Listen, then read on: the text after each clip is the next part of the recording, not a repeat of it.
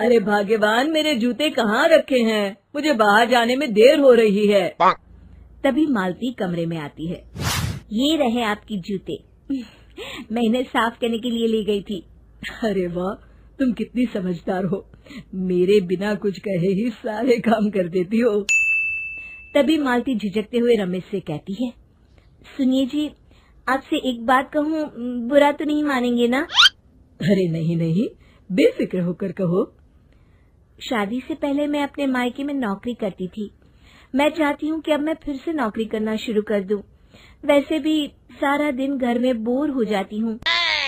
देखो मालती, तुम्हारे नौकरी करने से मुझे कोई ऐतराज नहीं है, लेकिन तुम्हें एक बात बता दूं, हमारे खानदान में आज तक कभी किसी औरत ने नौकरी नहीं की।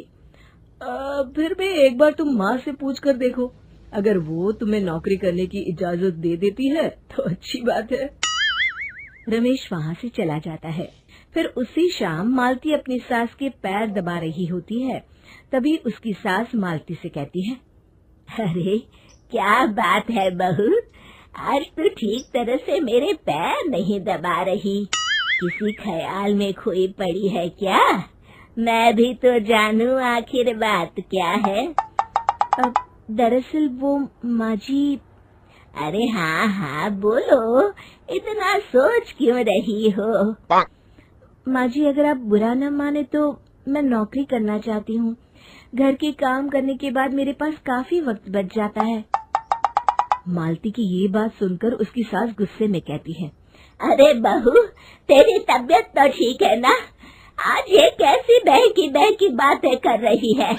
भला हमारे खानदान में आज तक कभी किसी औरत ने नौकरी की है जो तू नौकरी करने की बात कर रही है, हैं? अरे बहू, तू क्या रिश्तेदारी में हमारी नाक कटाना चाहती है? जितना जल्दी हो सके अपने दिमाग से नौकरी का भूत उतार दे, और अब जा, जल्दी से रसोई में जा, खाना बनाने का वक्त हो रहा है। मालती मन मार कर खाना पकाने के लिए रसोई घर में चली जाती है। अगले दिन, नमस्ते माँ जी, कैसी हैं आप? अरे आओ आओ दिवाकर बेटा, बैठो, मैं तुम्हारे लिए चाय मंगाती हूँ। बहू, जरा एक कप चाय तो लेती आना।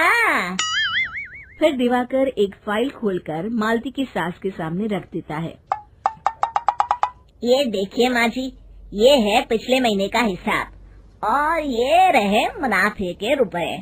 एक बार हिसाब